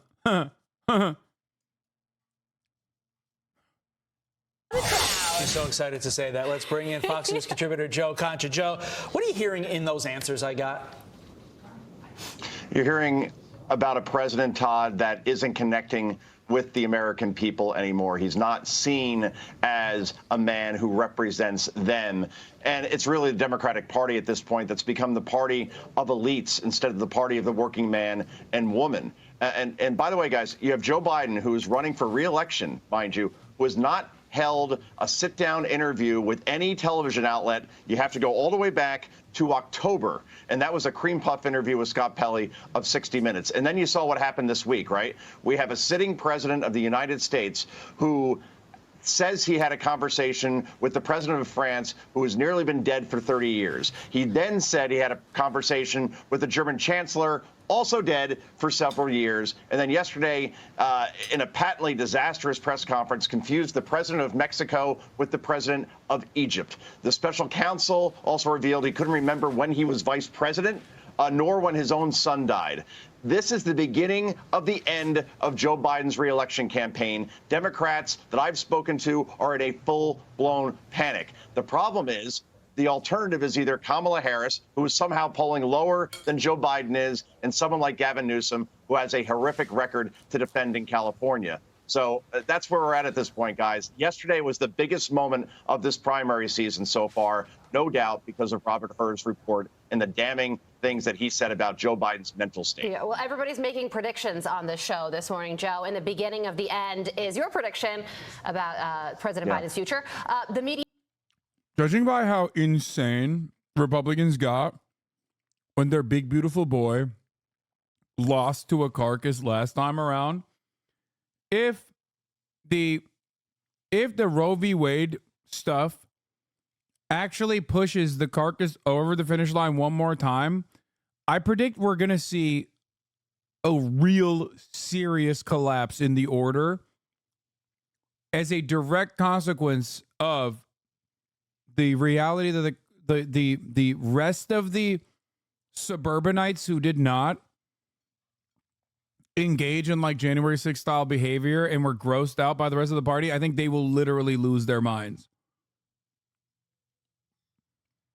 Because, like, part of the reason why J6 happened is because a lot of people lost their minds. It's like, how dare you fucking tell me that, like, my big, beautiful boy who I love, who is, you know, out to defend me, you're telling me that guy lost to a fucking carcass? This time, that carcass is, like, rotting, okay? That fear you just described is what every dipshit brain dead redneck wants you to have. I mean, it's not a fear. I think it's going to be content. I don't give a fuck. Bitch, you know why I don't give a fuck about that? Because the goddamn federal government still exists, okay?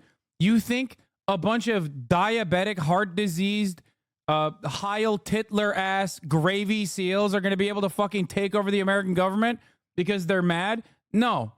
Okay? It's not happening.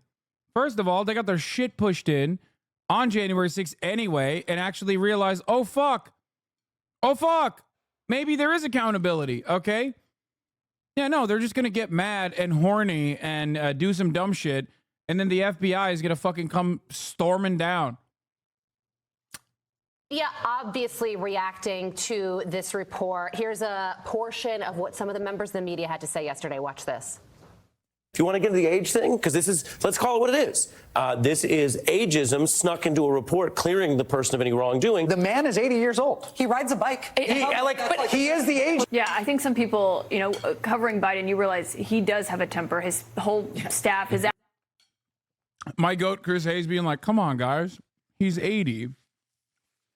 To which Rachel Maddow says he rides a bike. Yeah, dude. Hey, you know who else rode a bike? Mao. Allies. Mexico? Where did that come from? I mean, that's the only thing anyone's going to remember from this. Well-meaning elderly gentlemen. Is anyone going to make the point that Donald Trump and his misstatements or his actions are well-meaning? A mixed reaction, Joe, but also a lot of it was running cover for him, calling the report ageist.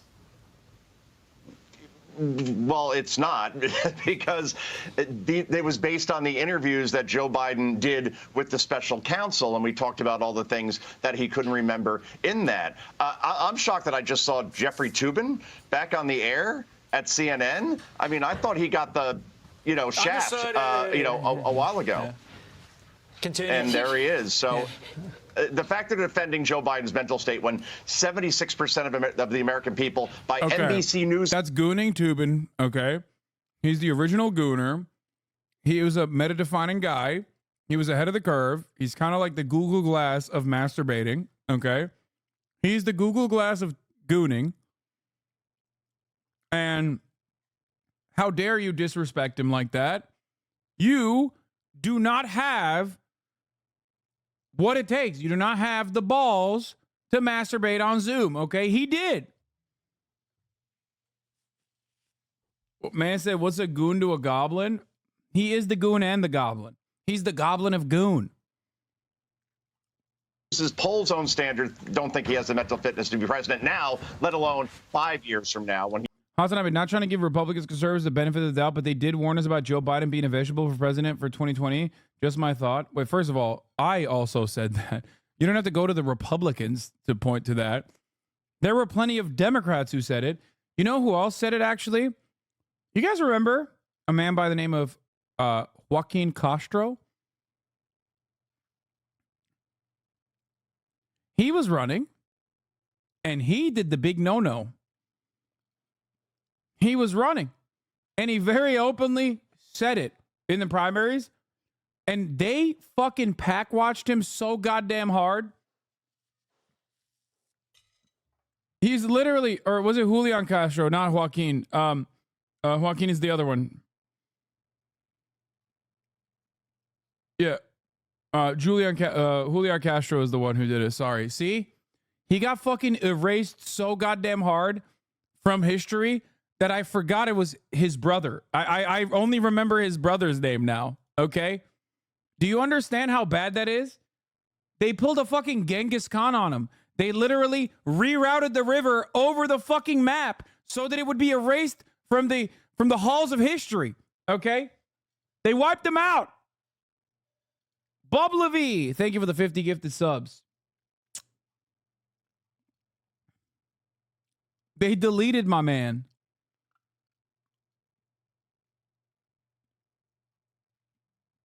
Yeah, they did a Man in Black mind wipe. So you forgot any formative memory you had about Julian Castro. He would still be president if he won re-election, guys. Yeah. Super Bowl weekend. I don't want to answer anything from HR, Joe, so keep it clean in our last 15 seconds. Quickly, who's your prediction? Super Bowl. We got the San Francisco 49ers 27 and the Kansas City Chiefs 24. I'm rooting for Brock because Carly is rooting for Brock, and she's biased in that sense. Fox and Friends right now. I'm Steve Ducey. I'm Brian Kilmeade. And I'm Ainsley Earhart. Brian, kill me, please. All right, we saw Kamala talking shit. Talking that big shit. Let's see what Fox had to say about it, though. Appointed by the Attorney General. Integrity, we should than what we saw. So he is a special prosecutor appointed by the Attorney General. The report was presented to the Attorney General, who reviewed it and then passed it on to the White House. So she just rolled all of that up in a big ball and threw the entire DOJ under the bus. I wonder if the White House press secretary is now going to, again, talk about the independence of the DOJ and how they stay out of everything after that comment. That gets hard to do when your bosses are making comments like that. And, you know, John, we've talked about this before. It reminded me somewhat of when the president talks about how his son is innocent over and over again. And, you know, you have to remember, Attorney General is his direct report. And so there's no way that one can't construe these comments as directed, obviously, towards DOJ and even a warning or a message. But separately, I will say her point about gratuitous information. What warning or a message could this be, though? They're like, hey, better not prosecute him again. Like, it's over. The message. Yeah, they're really threatening the DOJ here by saying it's one-sided. It's like, okay, well, the guy literally said there's no reason to prosecute. We can't do it.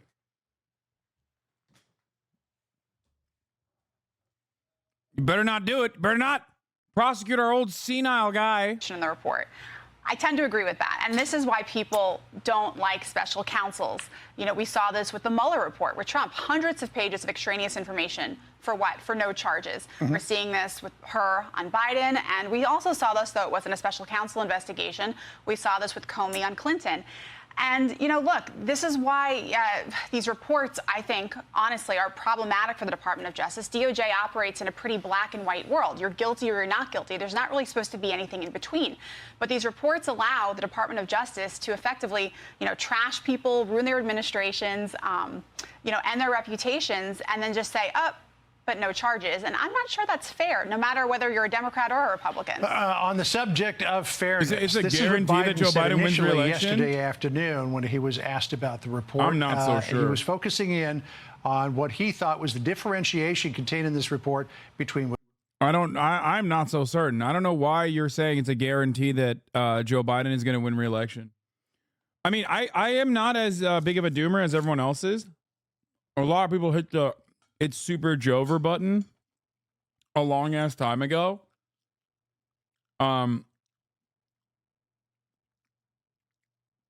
People have been hitting the "it's Jover" button for a while now, but I'm not so certain. You know? But I am not, but I'm also not as confident as you are that you think he will definitely guaranteed win re-election. I don't think it's guaranteed at all. I think it's probably chances are that he loses, but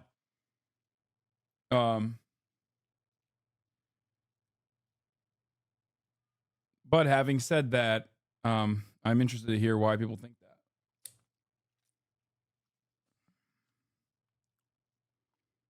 What he did regarding classified documents and what Donald Trump did. Listen to what he said. I was especially pleased to see special counsel make clear the stark distinction and difference between this case and Mr. Trump's case. Continuing to quote, most notably, after given multiple chances to return classified documents to avoid prosecution, Mr. Trump allegedly did the opposite.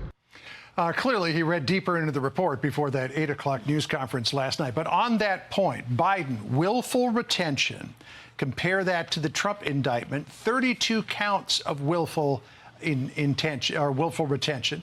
Biden gets off, Trump gets indicted. And there is a distinction with the Trump case because there are some obstruction issues at play with Trump that don't seem to be the case with Biden. However, this was always my concern, and I've been thinking about this for some time when Merrick Garland appointed 2 special counsels looking at the same issue. With the 50 big ones, goddamn. And I thought, okay, what happens when these reports cross his desk and there are different outcomes?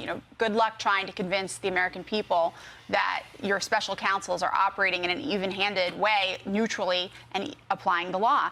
And even with the distinction that is presented in the Trump case, I think he's going to have a very tough time convincing the American people that willful retention in Biden deserves no charges, whereas it does with Trump. All right. I'm Steve Doocy. I'm Brian Kilmeade. And I'm Ainsley Earhart. And click here to subscribe.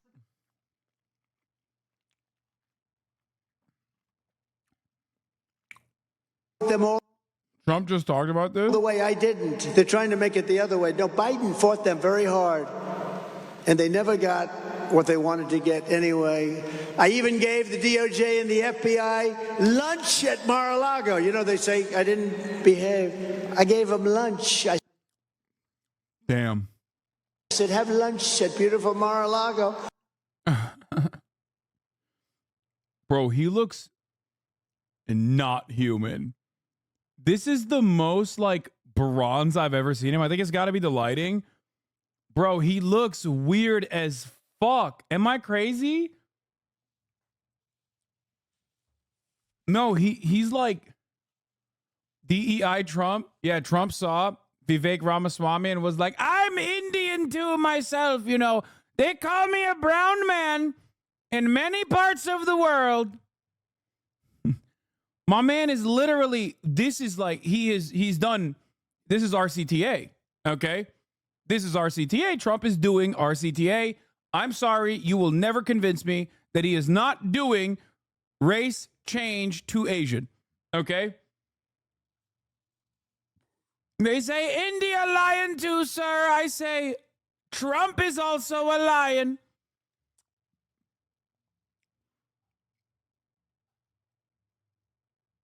This is crazy. He looks like he's doing a muscle competition. Yeah, no, literally. What the fuck?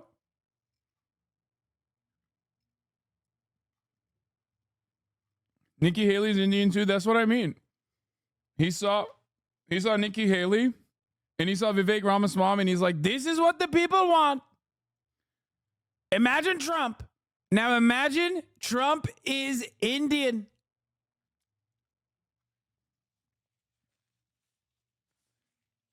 Indian is the new meta. He's looks maxing. But yeah, he's in his Ariana Grande era. The only other person I've ever seen race change this effectively is Ariana Grande. So you're not wrong.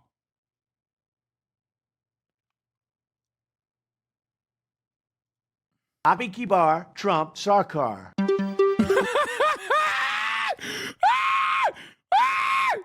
it. He's doing it.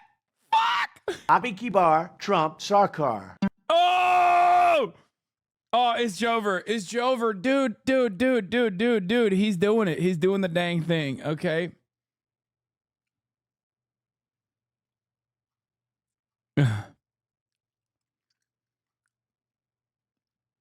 India would love Indian Trump. Isn't there already Indian Trump? What was it? Or maybe he might have been Pakistani. The guy, the street vendor.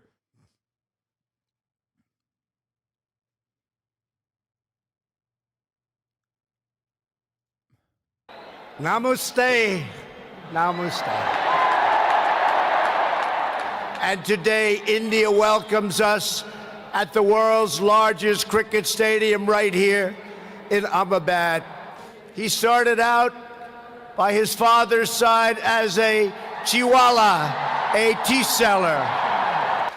Prime Minister Modi, you are not just the pride of Gujarat.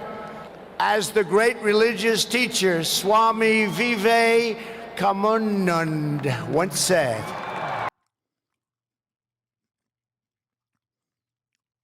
dude, this is so awesome. Yeah, this is why I was laughing when motherfuckers were like, yeah, he's going to get Ramaswamy to be his VP, dog.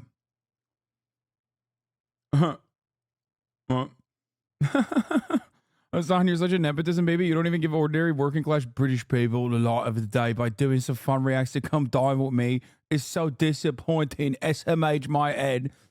Fucking hell, we'll do it live. I've told you. We'll fucking do it then. But yeah, I told you there's no shot he's putting fucking Ramaswamy with the last name Ramaswamy next to his last name on a fucking ticket.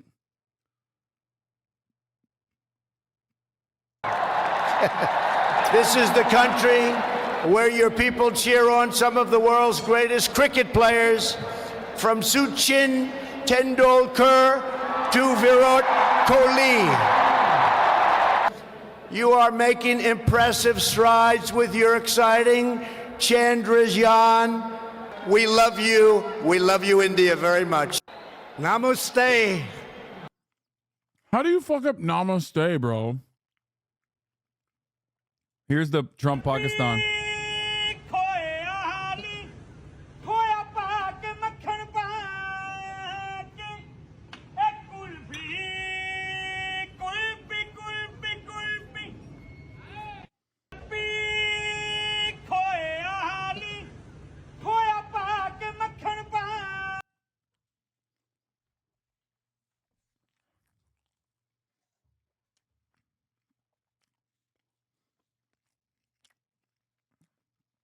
This is literally Trump after he had Gulab Jamun for the first time. He's like, oh my God. That's it, dog.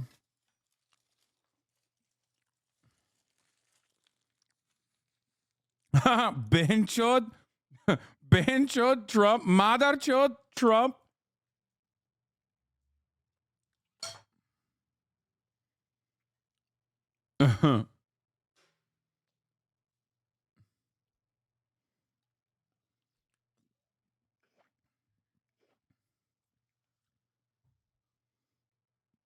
Yeah, that dude, this is some real race change shit happening, and I am not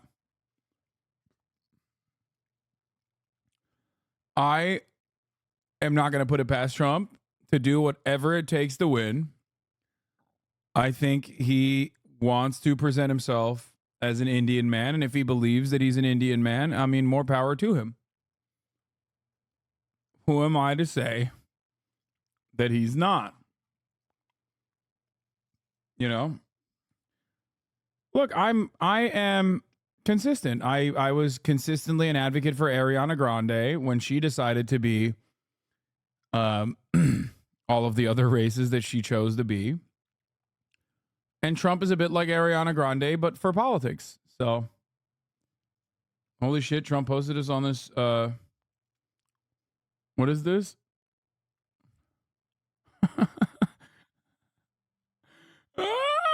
Mexico, source Joe Biden. This is such an old man. That ain't Indian skin color. Stop. That's not a human being skin color.